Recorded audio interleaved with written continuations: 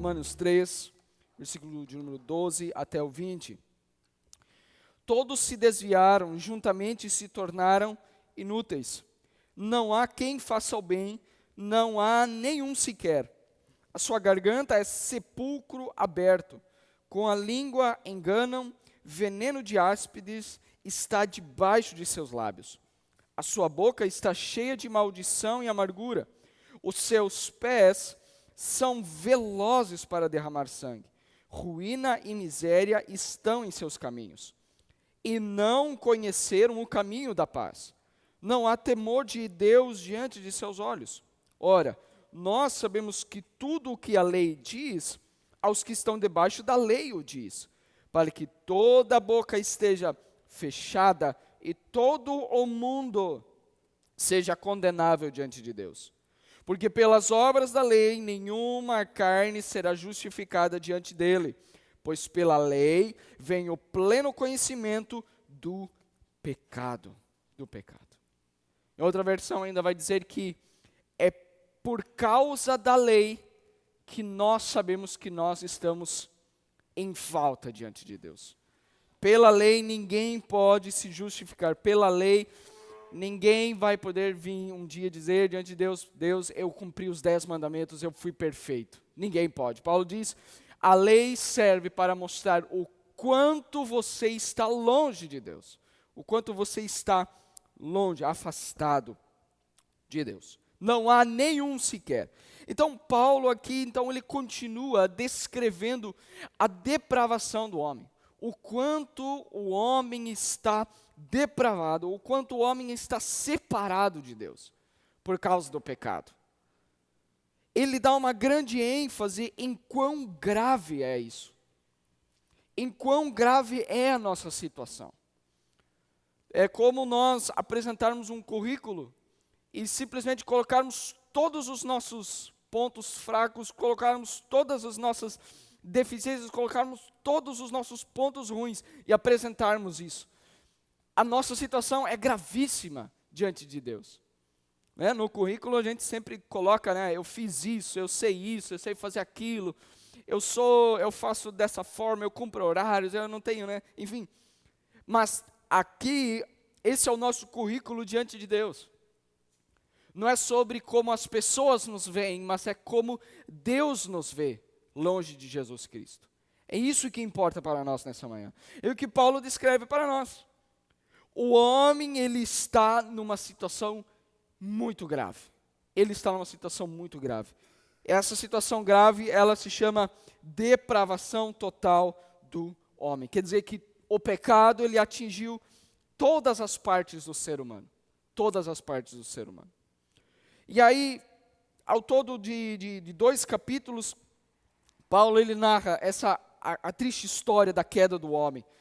E ele termina então no versículo 10 e 11, como nós vimos na semana passada: não há nenhum que busque a Deus. Não há ninguém neste mundo que busque a Deus por vontade própria. Não existe. E eu quero, através dessa mensagem, eu quero que nessa manhã nós entendamos, irmãos, que se Deus não regenerar, ninguém pode dizer como o salmista disse: eu anseio como água, eu anseio por Deus. A minha alma anseia por Deus assim como eu anseio por água. Eu tenho sede de ti. Ninguém longe de Cristo, nenhuma pessoa não regenerada pode dizer isso. Nenhum homem de forma natural pode buscar a Deus. Por isso, como nós já meditamos semana passada, a ideia de que nós temos livre-arbítrio, de que nós podemos escolher, de que qualquer homem, ele pode escolher a Deus se ele quiser assim. A Bíblia diz, e é tão fácil entender, que a Bíblia diz: não há nenhum sequer, não existe nenhum. Se alguém diz que um ser humano pode escolher a Deus por vontade própria, ele não está simplesmente negando uma doutrina da reforma, mas ele está negando a própria Bíblia, que diz: não há ninguém que queira buscar a Deus. E ele faz isso por vontade própria. Ele faz isso porque o pecado tomou conta total de sua vida. Se ele pudesse, ele odiaria todas as coisas, existem, o coração do ser humano se desviou totalmente e ele não quer saber nada de Deus. Nada de Deus. E aí, é óbvio que nós podemos fazer várias perguntas de como, por exemplo, mas eu conheço várias pessoas que são boas, são pessoas que fazem suas orações, e nós vamos responder essas perguntas também, hoje. Bom, então Paulo, a base do nosso texto hoje, Paulo ele continua compondo, mostrando, né, essa tapeçaria, mostrando os pedaços do que é o ser humano longe de Deus. Em primeiro lugar, Paulo fala que são desviados. Desviados. O pecador não redimido, ele se desviou.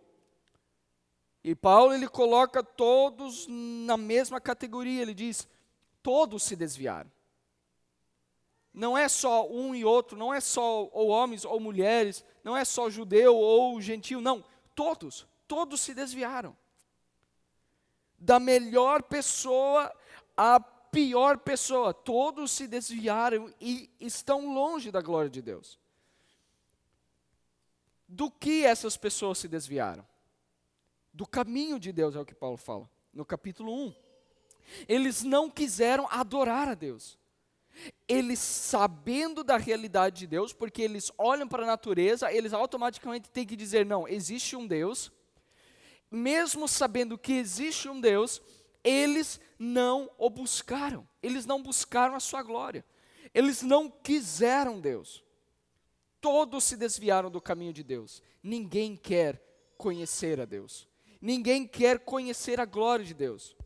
Por mais que a natureza diga isso, por mais que nós olhamos para as coisas naturais e digamos, não, mas existe um Deus que fez todas as coisas. Existe um ser acima de todas as coisas que fez tudo. Mas mesmo assim, mesmo com esse conhecimento, ninguém quis buscar a Deus. Eles se desviaram do caminho de Deus. É isso que ele fala. Todos se desviaram e juntamente se tornaram inúteis. Nós não seguimos o caminho de Deus, nem sequer nós trilhamos o caminho que outros prepararam, mas nós escolhemos, o ser humano tende a escolher o seu próprio caminho. Ele quer basear a sua vida naquilo que ele acha que é melhor para si. Não o que Deus é. Ok, Deus tem várias regras, tem muitas coisas, mas o ser humano longe de Deus, longe da regeneração, ele quer escolher os seus próprios caminhos. Nós escolhemos o nosso próprio caminho. E quando nós escolhemos os nossos próprios desejos, os nossos próprios caminhos, nós sempre estaremos centrados, nós sempre olharemos para quem? Para os outros? Para Deus? Não, para nós mesmos. Sempre estaremos com o olhar para nós mesmos, inclinados. Martinho Lutero, ele usou uma frase que era assim: o homem encurvado em si mesmo. O homem encurvado em si mesmo, ele não enxerga para longe, ele só olha para si mesmo. Ele só quer saber de si mesmo. Por isso, irmãos, não existe essa questão de que falta amor próprio. As pessoas precisam se amar mais, né? As pessoas precisam se amar mais. Existe até algum vídeo, acho que algum pastor falou algum dia que Jesus ele disse que nós devemos amar o próximo como a nós mesmos, não é? Aí a exegese, o entendimento desse versículo era o seguinte, que nós precisamos nos amar primeiro bastante para que depois a gente ame os outros. Queridos, nós seres humanos, nós não temos falta de amor próprio. Por mais que muitas vezes nós podemos olhar e dizer, tá, mas as pessoas que querem se suicidar, as pessoas que querem tirar as suas próprias vidas, elas têm ideias autodestrutivas, será que... Não, elas estão olhando apenas para si mesmas. Elas estão amando apenas a si mesmas. Elas querem apenas o seu bem-estar. Elas olham apenas para si mesmas. Se elas olhassem para as pessoas que vão ficar chorando, enfim, elas não olham. Apenas encurvadas para si mesmas. centrados em nós mesmos, sempre são os nossos objetivos, sempre é o meu bem-estar, sempre são os meus próprios desejos. E nós não estamos nem falando de Deus, nós estamos falando aqui sobre como isso atinge as pessoas ao nosso redor. Então, desviados dos caminhos de Deus. Nós estávamos indo nessa direção, por causa do pecado nós nos desviamos. Nós estávamos olhando para Deus, longe do pecado. Longe do pecado, sem o pecado nós estávamos olhando para Deus. Ele era a nossa única, nós estamos falando obviamente de Adão, né, antes de Gênesis 3. A sua alegria era Deus, enfim. E por causa do pecado agora nos desviamos. Nós não nos desviamos para olhar para a natureza, nós olhamos apenas para os nossos próprios desejos. Desviados. Segundo lugar, nós nos tornamos inúteis. Jesus, ele disse, Mateus capítulo 5, versículo 13, vocês são o sal da terra.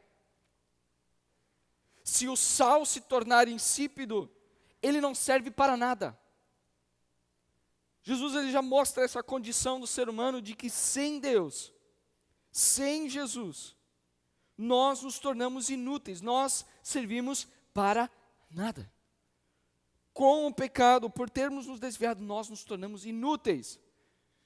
O homem sem Cristo, ele está desviado, inútil e mau.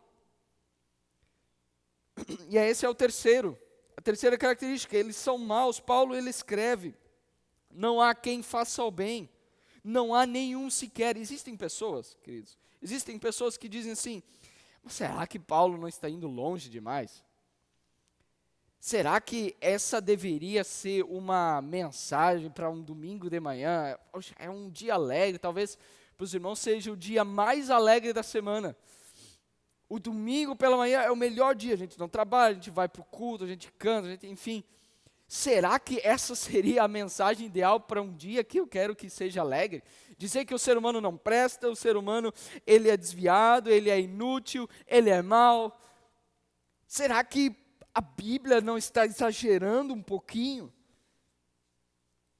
Será que ninguém pode fazer o bem? Será que não existe ninguém? E aí algumas pessoas podem dizer, mas poxa, eu conheço tantas pessoas que elas não vão na igreja, elas não são religiosas assim, né? Mas elas fazem o bem. Chega final do ano, né, eles fazem doações para caridade, né? Eles fazem isso. Eu conheço tantas pessoas que nunca fizeram mal nenhum.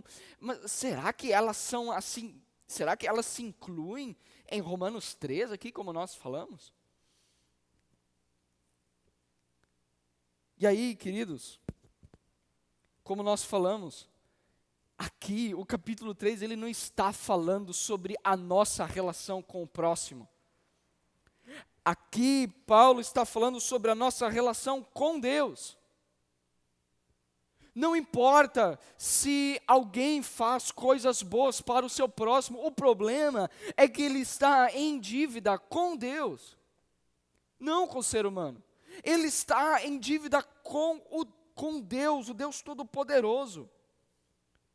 Não é fazendo doações para Natal, ou fazer entrega de cheques gigantes para doação, ser uma pessoa boa, né? Eu simplesmente não mato, eu não roubo, eu não sou como esses políticos corruptos, eu não faço nada de errado.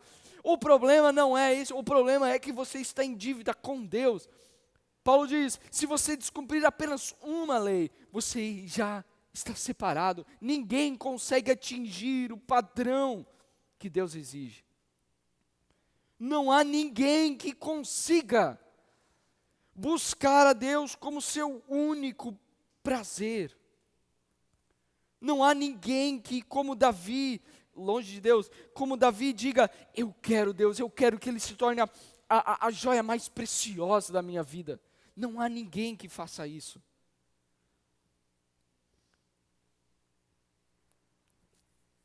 A Bíblia, ela é tão dura porque Deus, Ele avalia as nossas obras de duas formas. Deus, Ele olha para as nossas boas obras, e aí você pode dizer, mas existem várias pessoas que fazem o bem, que parece que mesmo que elas não vão à igreja, mesmo que elas não leem a Bíblia, e a outra, muitas pessoas ainda falam assim, mas eu faço minhas orações cada dia, antes de dormir eu faço minhas orações, né? Eu leio a minha Bíblia, e parece que está tudo bem, não é? Nossa, que coisa boa, né? Pelo menos alguém nessa geração tão perdida, tem um que faz as suas orações cada dia, não é? Queridos, Deus ele olha para essas coisas de duas formas. Primeiro, ele vê o efeito externo. E também ele olha para a motivação interna. Esse é o problema. A lei exige que nós não roubemos. A gente não faz isso. De forma externa, a gente não rouba. Mas Jesus, ele diz assim, que quem pensar, por exemplo, ou então vamos usar, mas eu não bati em ninguém. Jesus, ele vem e diz, olha, se você se irar em seu coração, você já pecou. Você já pecou. Então há essa coisa exterior das nossas obras, mas há também a parte interior que Deus vê, e somente Deus vê. Existe a ira, existe a cobiça, existe os desejos que não são santos, que existem dentro dos nossos corações. E quem é o ser que vê tudo isso? O próprio Deus. Deus é quem vê todas as coisas. Muito tempo atrás, um filósofo, ele colocou a imagem de um quarto, onde você entra dentro deste quarto e você está sozinho lá dentro. Nesse quarto você pode fazer de tudo. Imagine um quarto onde você entra e você pode fazer tudo lá dentro. De tudo. Mas tem uma coisa. Pela fechadura daquele quarto, existe alguém olhando você, existe alguém observando tudo o que você faz. E aí, muitas pessoas quando começam a imaginar isso, pensam, isso é muito assustador. Saber que mesmo que eu possa fazer todas as coisas, nenhuma pessoa vai perceber, mas existe uma apenas que está olhando tudo o que eu faço.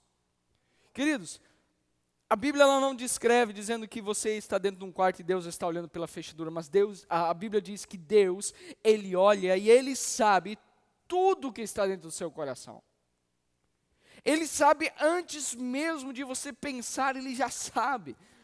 O que você vai falar, o que você vai pensar, Deus, Ele sabe tudo. O que nós chegamos à conclusão é que o problema está onde? Está nas nossas boas obras? Não, o problema está no nosso coração. É o nosso coração, é a nossa mente que se desviou de Deus. É a nossa ira, é a nossa motivação de querer apenas o nosso próprio bem. E aí, nós podemos olhar para as pessoas que fazem grandes doações, elas dizem, mas elas se sentem bem, né?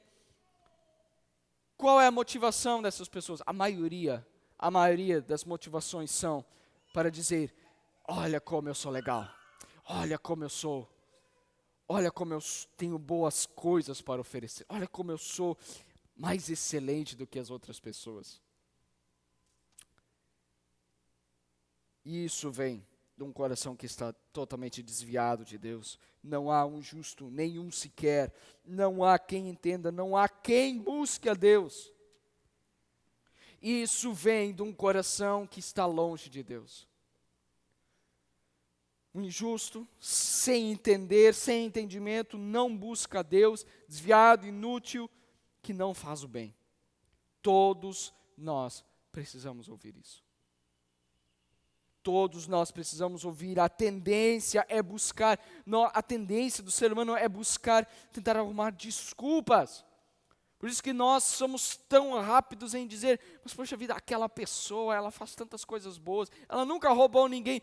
O ser humano, ele é craque, ele é ótimo em arrumar desculpas, dizer, um dia quando eu chegar diante de Deus, eu vou apresentar todas as minhas boas obras. E Deus vai ter que me aceitar. Um dia as pessoas vão chegar diante de Deus e elas vão descobrir que as boas obras dela não alcançaram o padrão que Deus exige. Um dia elas vão descobrir que o seu coração estava inclinado apenas para si mesmo. Para si mesmo. Aí nós temos vários exemplos. A lei, os 10 mandamentos dizem, Êxodo 23, não terás outros deuses diante de mim. A pergunta é, você sempre colocou Deus em primeiro lugar? O versículo 13 de Êxodo 20 diz, você não deve matar. A pergunta é, Jesus ele disse em Mateus 5:21, todo aquele que sem motivo se irar contra seu irmão estará sujeito a julgamento.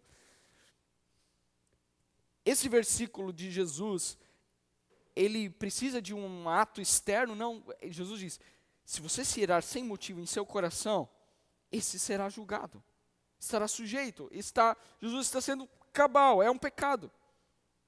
Mateus 5:20, a lei diz, Êxodo 20:14, você não deve adulterar, não adulterarás. Jesus ele disse em Mateus 5:28, aquele que olhar para uma mulher com intenção impura, já cometeu adultério com ela no coração.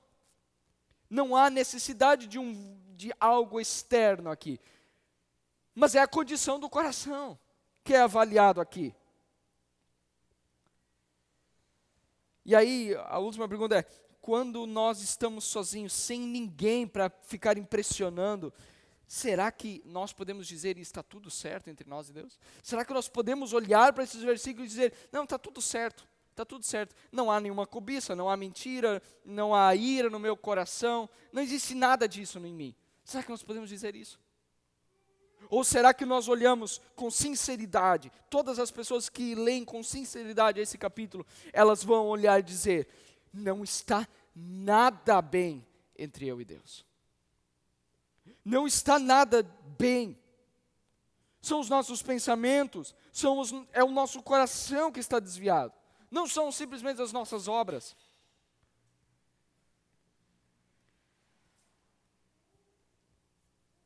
Nós não estamos bem. Longe de Cristo, nós não estamos bem. Nós estamos desviados. Nós somos maus longe de Cristo. Inúteis, desviados, maus. Em quarto lugar, mentirosos. O coração corrompido afeta a nossa fala também. Por causa desse desvio do ser humano, nós agora também, a Bíblia diz, a sua boca está cheia de maldição e amargura. Tiago 3, versículo 4, versículo 5 diz que a língua, mesmo que seja um órgão tão pequeno, ela consegue fazer um estrago gigante. Então, Paulo ele dedica esse versículo a dizer que o pecado, esse desvio do nosso coração, esse desvio do nosso caráter, atinge principalmente a nossa fala também. É com a língua que nós ferimos os outros, é com a língua que nós insultamos, é com a língua que nós fizemos críticas maldosas. E a língua é uma prova do nosso interior depravado. Jesus, ele diz, não é o que entra dentro de vocês, não é o que vocês comem, mas é o que sai do coração de vocês. É o que sai da mente, ou é aquilo que o ser humano maquina dentro do seu coração e ele expressa isso, principalmente com a sua língua. Paulo diz, observe as palavras. Eles são a prova de que há um problema profundo no nosso coração. E aí ele faz essa, da língua para os lábios, e dos lábios para a boca, e da boca para as ações. Quarto lugar, então, nós somos mentirosos, longe de Deus. Quinto, violentos. Os seus pés são velozes para derramar sangue. 16, ruína e miséria estão em seus caminhos, e não conheceram o caminho da paz. Nosso coração, as nossas palavras, nossas ações nos condenam. E agora nós, Senhor, oramos pelos irmãos da Ucrânia. Nós olhamos para o cerne de uma guerra. Nós olhamos que parece que é o ápice do pecado. As guerras, rumores de guerra, países, as pessoas máximas de seus países se enfrentando, cada vez mais ríspidos, cada vez mais sem paz, sem um entender o outro. É o que a Bíblia já tinha dito. Há mais de 2000 anos atrás, a Bíblia já tinha dito isso. Paulo já havia afirmado isso aqui. Eles são rápidos em derramar sangue, são rápidos, por causa desse coração desviado, eles são rápidos em trazer ruína e miséria. Em sexto lugar, eles são desrespeitosos, não só desrespeitosos com o próximo, mas desrespeitosos com Deus. O homem caído não tem temor, ele não tem respeito para com Deus. Deus é blasfemado nesse mundo, Deus é zombado nesse mundo. Olhemos para um instante, as pessoas podem dizer, mas nós estamos no caminho da paz. Não, irmãos, nós não estamos no caminho da paz. Se depender, se Deus não segurar com a sua graça, com a sua misericórdia, esse mundo em suas mãos, se Deus não controlar, se Deus não, vamos usar esse termo, abafar um pouquinho, segurar o homem, todo ser humano, nós já estaríamos destruídos totalmente. Não há ninguém que olhe para Deus e diga, eu preciso parar. Não há ninguém, se depender de nós mesmos. É o que nós sempre dizemos, se depender do meu livre-arbítrio, se depender do que eu escolho, nós não estaríamos aqui. Se você escolhe, se alguém que diz assim, mas eu sei de pessoas que querem estar, elas olham para Deus, elas amam a Deus, elas amam estar na igreja. Se você disser que essa pessoa não está incluída aqui, essa pessoa é uma pessoa regenerada, com certeza. Você pode dizer, mas existem, eu posso ser uma pessoa que, assim como o salmista Davi diz, a minha alma anseia por Deus. Se você apresentar pessoas assim, nós diremos, essas são pessoas regeneradas por Deus. Porque o mundo, ele não tem respeito por Deus. Não há respeito, não há quem busque a Deus. Não há ninguém que queira colocar Deus em primeiro lugar. Não há ninguém. Sétimo lugar, por causa do pecado. E aí, o pior ainda está por vir, né? Por último, a boca está calada.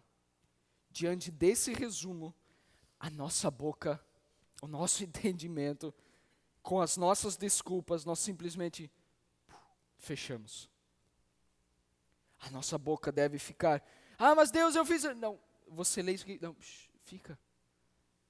Fique em silêncio, porque nós sabemos que tudo que a lei diz, ao que está debaixo da lei, diz para que toda a boca esteja fechada e todo o mundo seja condenável diante de Deus.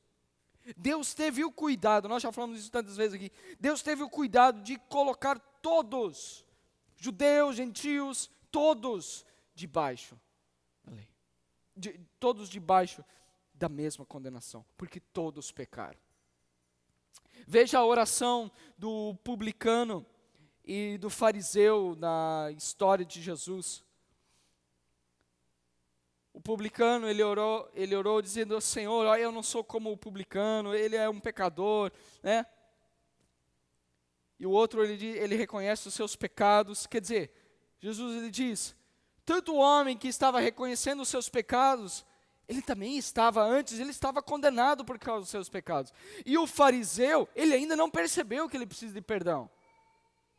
O que nós podemos deduzir é que ambos, os dois, estavam no mesmo lugar. Um apenas ele reconheceu os seus pecados, houve o milagre da regeneração, ele reconhece os seus pecados, mas o outro ainda não conheceu. Mas ambos estavam no mesmo nível. Ambos são pecadores. Um se arrependeu. Por isso que quando nós olhamos para essa realidade, todas as bocas se calarão e cada um saberá que é culpado e merece a justa condenação de Deus. Por isso que dizer, mas será que a Bíblia precisa ser tão dura mesmo? Um dia nós vamos, mais cedo ou mais tarde, nós vamos descobrir que sim. E eu espero que seja mais cedo, principalmente para nós que estamos olhando para esses versículos, que nós percebamos mais rápido possível que nós, longe de Deus, nós estamos perdidos, totalmente. Não há nenhuma chance de nós sermos salvos por causa do meu livre-arbítrio. Eu escolho Deus. Eu faço minhas orações. Tantas pessoas dizem isso. Eu faço minhas orações e está tudo bem. Eu me sinto bem com Deus. Eu me sinto bem com Deus. Se sentir bem com Deus é a mesma coisa dos religiosos quando eles colocam aquela monte de regras. Você precisa fazer isso, você precisa se vestir assim, e aí elas se sentem bem. Eu coloquei um terno, então agora eu estou bem com Deus. Essas pessoas se sentem bem. Da mesma forma, se as pessoas se sentem bem porque elas fazem suas orações de 5 minutos, porque elas leem um salmo por dia, porque elas têm a sua Bíblia aberta em casa, no Salmo 23, elas se sentem bem, parece que está tudo seguro agora. É um engano. É um engano, você está tentando se salvar, você está tentando se justificar diante de Deus porque a sua Bíblia está aberta em casa. Deus diz, você está desviado, seu coração está desviado. Queridos, um dia, nós não vamos estar diante do Alexandre de Moraes, por exemplo. Nós não vamos estar diante de um juiz humano que erra, que tem erros, que tem falhas. Um juiz humano, ele tem vários defeitos, ele tem seus próprios pecados, mas nós estaremos, cada um de nós, do menor ao maior, nós estaremos diante de Deus, o juiz justo, aquele que é grande em justiça, aquele que esbanja a justiça. E quando nós estivermos diante de Deus um dia e nós contemplarmos a glória de Deus, assim como Isaías ficou pasmado em Isaías 9. Isaías 9, quando ele viu a glória de Deus, quando ele experimentou um pouquinho da glória de Deus, ele não chegou e disse, poxa, eu sou quase igual, Deus. Com as minhas boas obras eu estou quase igual. Não, ele fica espantado e ele diz, ai de mim que eu sou pecador. Toda pessoa diante de Deus um dia chegará. E as suas palavras cessarão. Não haverá ninguém para justificar-se naquele dia. Não há nenhuma boa obra que justifique o meu desvio diante de Deus. Toda palavra diante de Deus vai cessar, toda justificativa vai cessar. Não haverá nenhuma palavra para ser dita. Jó também, nós podemos citar Jó. Jó, quando ele viu a Deus, ele simplesmente ficou em silêncio. Diante do Todo-Poderoso, Jó respondeu, eis que sou insignificante. Quando nós dizemos que nós podemos escolher a Deus com o nosso livre-arbítrio, porque o pecado, na verdade, não o atingiu, nós estamos sendo ao contrário, nós estamos dizendo que há, de fato, alguma forma de nós conseguirmos agradar a Deus. Isaías, como nós já falamos, se calou diante de Deus quando viu a Deus. Abacuque se calou quando ele viu a Deus, os seus lábios tremeram, Abacuque 3,16. João, quando teve uma visão na ilha de Patmos, Apocalipse 1,17, quando ouvi, caí aos meus pés como morto. Ele silenciou e não se moveu. E aí, depois desse currículo tenebroso do ser humano. Depois desse currículo tenebroso do ser humano, aí então vem de fato a última pergunta. Com que direito nós podemos entrar no céu? Quem nos dará o direito de estarmos com Deus um dia? Quem nos dará o direito? Quem nos dará? Quem olha para o capítulo 3 e lê de forma sincera, automaticamente faz essa pergunta. Como outra passagem da Bíblia diz, como quem se salvará então? Foi um dos discípulos que perguntou a Jesus, se a condição é essa, quem se salvará? E eu espero que nós façamos essa pergunta nessa manhã, quem se salvará? Com que direito nós podemos entrar no céu? Com todo esse currículo falando do ser humano. Somente aqueles que confiarem em Jesus Cristo. Mas agora se manifestou sem a lei, o 22, isto é, a justiça de Deus pela fé em Jesus Cristo para todos, e sobre todos os que creem, porque não há diferença. O versículo 24 que nós vamos passar mais para frente, nos outros domingos, sendo justificados gratuitamente pela sua graça, e não pelo que você escolhe, e não pelo que você faz. Somente aqueles que se aproximam de Deus, confiando que Jesus Cristo levou a sua culpa. Somente aqueles que olham para Jesus Cristo, para a cruz do Calvário. Por isso que nós amamos este símbolo. Por isso que, basicamente, em toda igreja que olha para Cristo, nós vamos ter um símbolo. Esse é o símbolo máximo. São duas retas cruzadas. Esse é o símbolo máximo. Porque nós olhamos o tempo inteiro para a cruz. Nós olhamos o tempo inteiro para Cristo. Cristo morto numa cruz e confiando de que apenas Ele, apenas Jesus Cristo, apenas Cristo levou sobre si a culpa que eu merecia levar. O meu caráter desviado de Deus gerou culpa, e agora quem deveria ter levado essa culpa, senão eu? Eu deveria ter pago essa culpa, mas agora, e por causa disso, destituído do céu para sempre, destituído de Deus para sempre. Mas agora, como? Com que direito eu posso ir para o céu? Apenas por Jesus Cristo. Apenas olhando para Jesus Cristo. Confie apenas nele. Não confie em quão bom você é. E por mais que isso tenha que fazer parte da sua vida, não confie isso para apresentar como justificativa dos seus pecados. Não é se você tem um casamento bom, se você cria os seus filhos de maneira correta, não é se você é um bom funcionário, se você é um bom chefe, nada disso pode justificar você diante de Deus, senão apenas Jesus Cristo. A fé em Jesus Cristo é apenas quando eu olho para Jesus Cristo e com o meu coração arrependido é que eu posso dizer como Davi disse: o meu coração anseia por Deus. O meu coração anseia, assim como eu amo a água, assim como eu necessito da água, o meu coração anseia por Deus. O coração só pode ansiar por Deus quando primeiro ele olha para a cruz e ele com fé ele diz: os meus pecados foram perdoados. Não há mais nenhum risco de culpa. Não há mais nenhum risco de culpa para aqueles que confiam que Jesus Cristo levou sobre si a nossa culpa.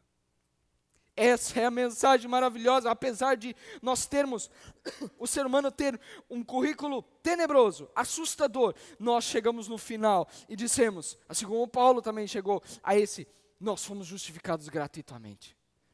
De graça, gratuitamente nós fomos justificados por Deus.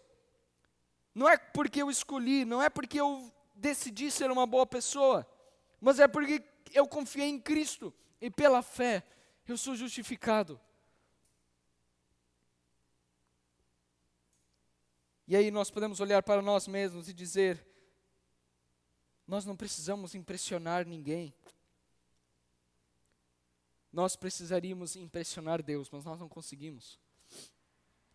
Por nós mesmos. Apenas um conseguiu impressionar Deus. Apenas um conseguiu atingir o padrão máximo de Deus. O homem Jesus Cristo. Sem pecado. E é só por causa dele que nós temos acesso a Deus. Só por causa dele nós temos acesso a Deus. Ele é o caminho, ele diz. Ele é o caminho. Ninguém pode se achegar ao Pai senão por ele.